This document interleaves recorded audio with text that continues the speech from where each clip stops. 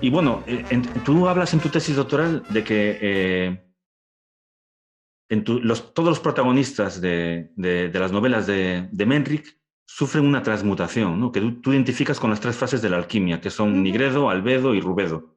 ¿Nos así puedes es, explicar esas fases en qué consisten? sí. Bueno, la alquimia forma parte, es una de las corrientes de la tradición esotérica occidental y tiene que ver con, es una de las corrientes prácticas, porque algunas corrientes son como teóricas, digamos, otras son de práctica, como la magia. La magia es otra de las corrientes prácticas. El ocultismo también, porque no todos son lo mismo, ¿no? Entonces, la Ujú, alquimia implica, uno a veces la relaciona a nivel como de imaginario colectivo popular con el oro, ¿no? Transmutar los metales bajos o básicos en oro, como el plomo. Bueno, sí, eso es parte de la alquimia. La alquimia implica una purificación en realidad del propio alquimista. Es la alquimia espiritual. Entonces, hay varias alquimias, ¿no? Está la alquimia material, que trabaja justamente con elementos propiamente materiales, como los metales, y la alquimia espiritual, que trabaja con el espíritu del alquimista, ¿no? Y su consorte, porque siempre son dos, es el alquimista y su consorte femenina. Entonces, la idea en la alquimia es purificar, purificar, ir subiendo de nivel ontológico, porque esa es la transmutación. La transformación, uno puede generar un cambio, pero en el mismo nivel ontológico. Esa es ujú. la transformación. La transmutación, uno va subiendo en los niveles del ser, ¿no? Y son varios procesos. Entonces, en la alquimia, el primero, el nigredo, y tienen un código cromático también. El nigredo es el negro, el trabajo en negro, que es la putrefacción, la muerte de la materia. Ese es un primer paso de la purificación.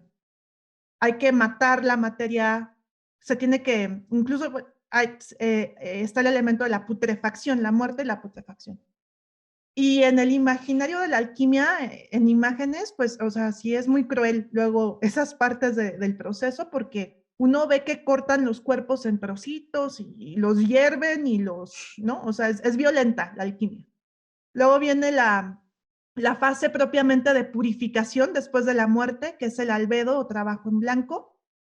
Y la última fase es la reintegración de los elementos ya purificados en uno solo, porque la alquimia lo que está separado lo une, lo une, lo Ah, une.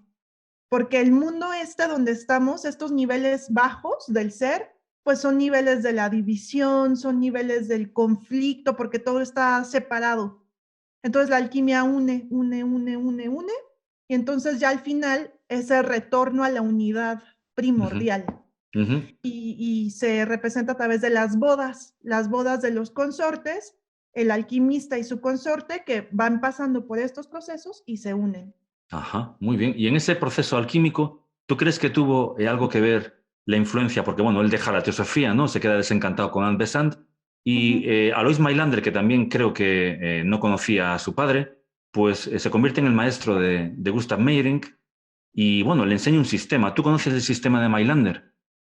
Me parece, a ver, les daba como como mantras, o sea, Mailander les asignaba a sus discípulos una especie de mantra especial a cada uno, que tenían que repetir internamente para desatar ese proceso de transformación.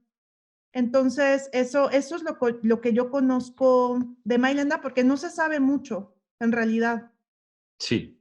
No, bueno, de hecho, sabremos dentro de dentro de unos años o dentro de un año un poquito más, porque estamos traduciendo con Eric un libro sobre Mailander. Tú también dices en tu tesis que le daba un nombre nuevo, Ajá, Mailander, les a dan un nombre cada. nuevo, ¿sí? Sí. Ujú. Un Y, nombre nuevo y un mantra. y un mantra, sí. Y según tengo entendido, tampoco he profundizado lo suficiente, ¿no? Intentaban, en el sistema Mailander había que repetir durante mucho tiempo esas frases, ¿no? De manera Uh -huh, interna, para uh -huh, integrarlas con partes de tu cuerpo. Se trataba uh -huh. de llevar la palabra a lo que es la carne.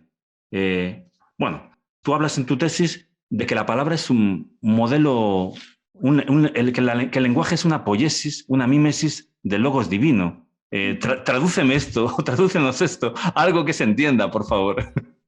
Ok, es que, a ver, las novelas de Mayrin tienen una base alquímica, que es Sí. que todo puede ser transmutado, todo puede ser purificado, todo lo que existe en el mundo, ¿no? Desde los metales hasta los propios alquimistas, todo. Incluso el lenguaje, porque hay esta idea de que el lenguaje también está caído, así como el mito de la Ah, caída, que perdimos el paraíso y estamos aquí, en sí. estos niveles degradados, el lenguaje también ha sido degradado.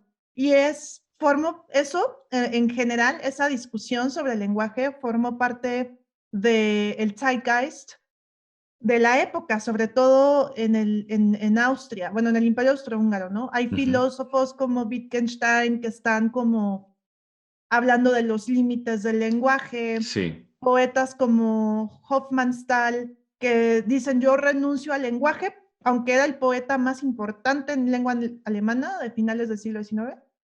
Él renuncia al lenguaje porque ya no le da, o sea, no tiene, ha perdido sus poderes poéticos, la poiesis, y de ahí viene la palabra poesía, es Ajá. creación. Entonces el poeta, la palabra poética tiene este potencial creador. Como en la tradición judeocristiana, el mundo fue creado por el logos, ¿no? Ujú. O sea, la palabra de Dios. Y Sí, ahí sí. se ve esa capacidad poética que Ujú. tiene la poesía. Entonces, la poesía, el arte del lenguaje, tiene esas cualidades, pero no el lenguaje degradado. Pero Ya. también el lenguaje puede ser alquimizado, puede ser purificado y se le pueden restaurar esas capacidades de creación. Ujú.